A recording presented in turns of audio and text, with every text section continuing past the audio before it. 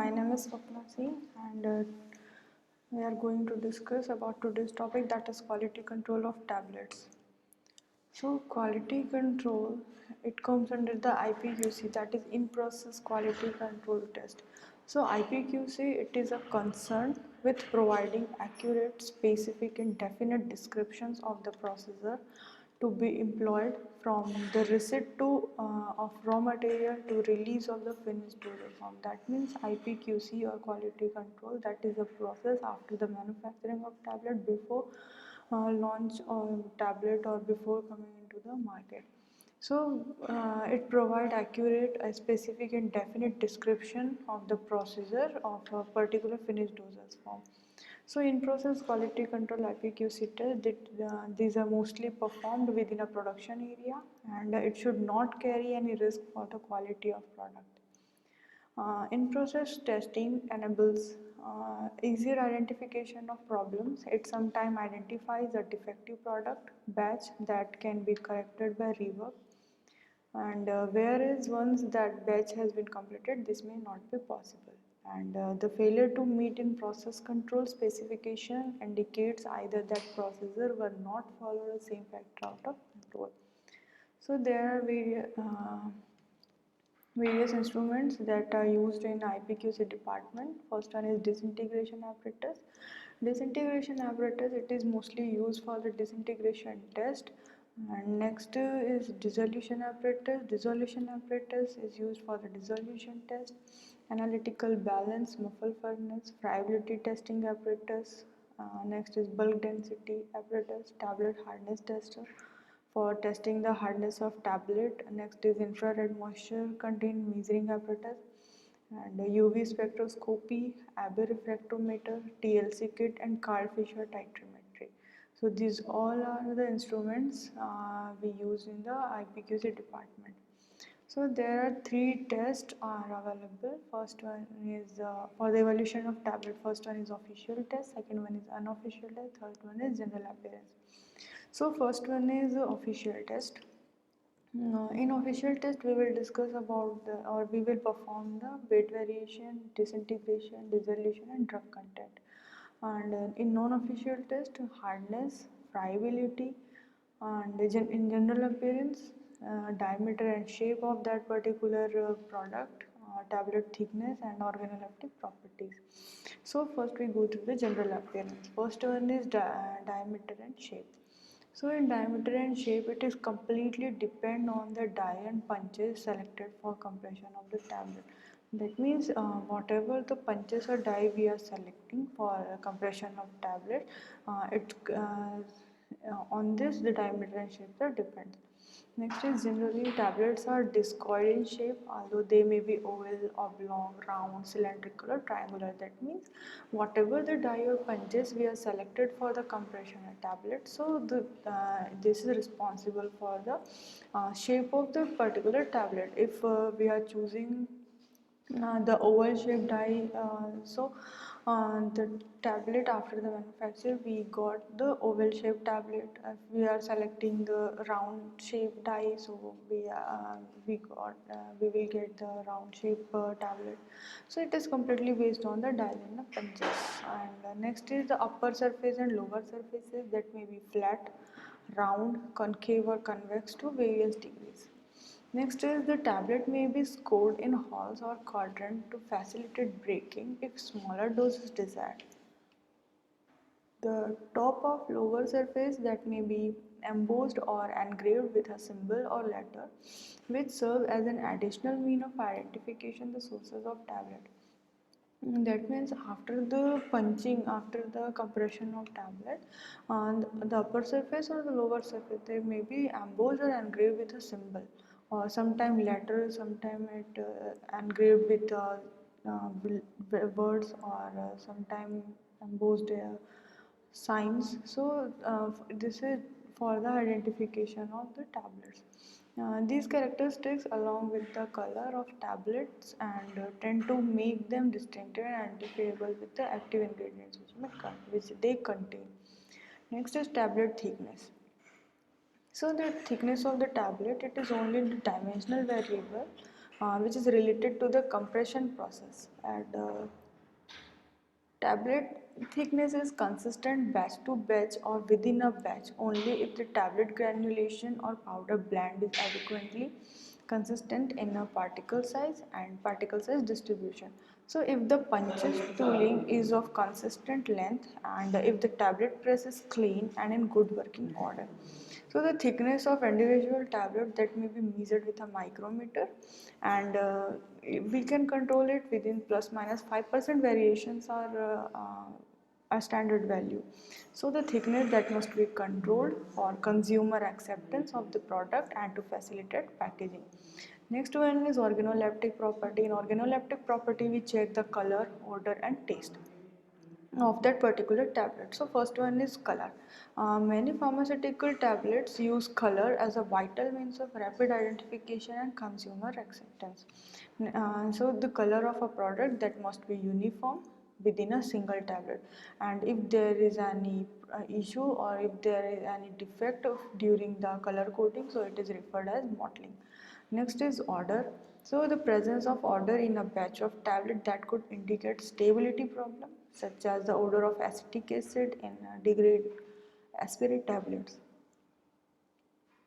Next is taste.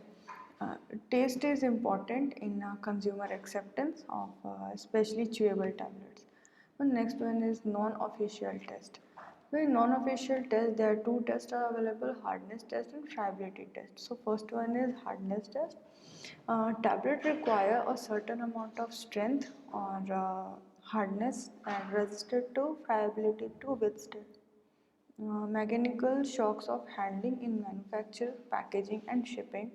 And hardness generally measure the tablet crushing strength. That means the hardness after the compression of tablet, after the manufacturing of the tablet, we need to check the hardness of that particular tablet to check its amount of strength or check its hardness.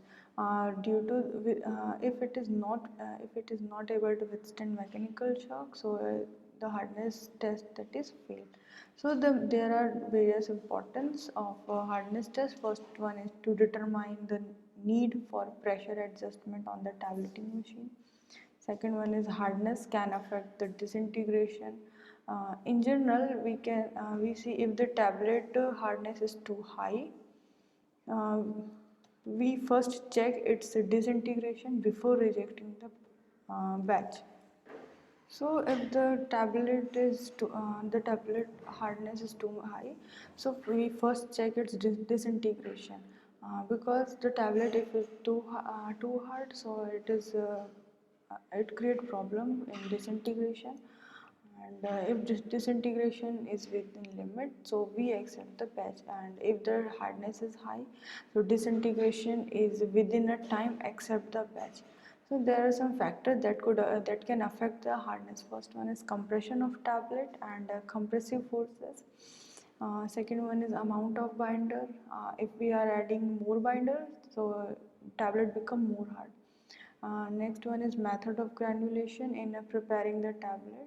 Wet method give more hardness than direct method. So we mostly prefer the slugging method for the best hardness of tablet. There are some limits for the hardness. First one is oral tablets have a hardness of 4 to 10 kg, but hypodermic and chewable tablet have a hardness of 3 kg. And the sustained release tablets have about 20 to 30 kg.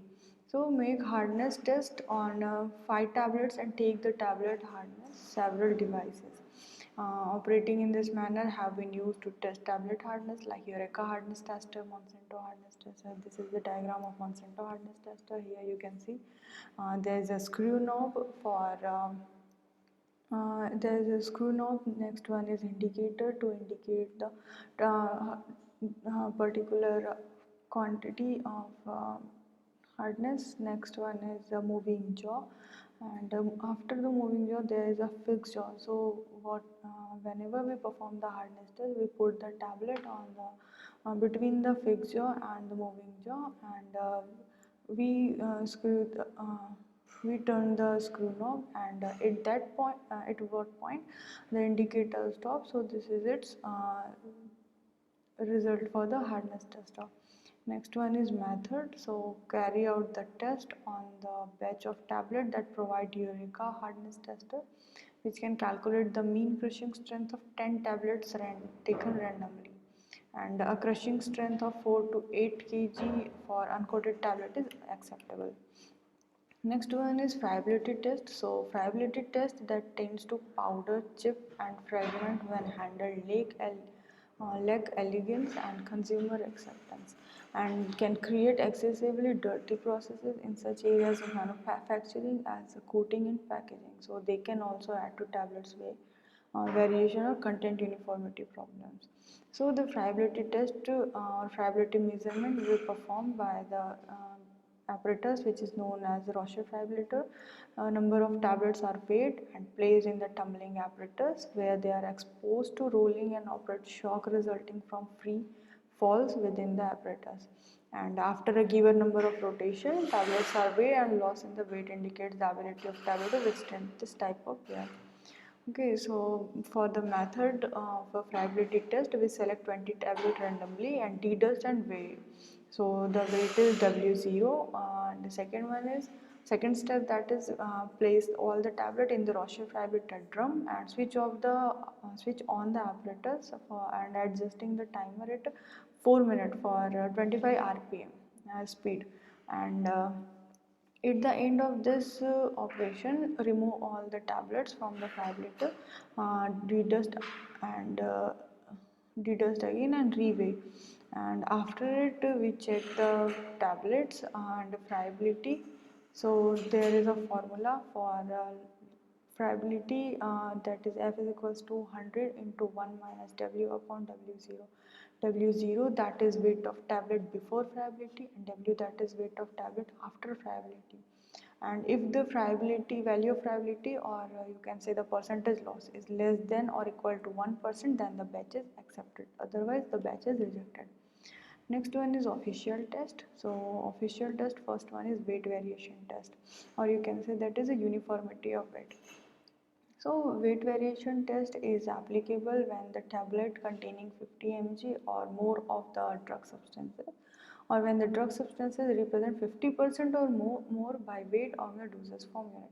So first of all, we weight 20 tablets selected at a random, each one individually, like x1, x2, x3, x20, and after that determine the average weight.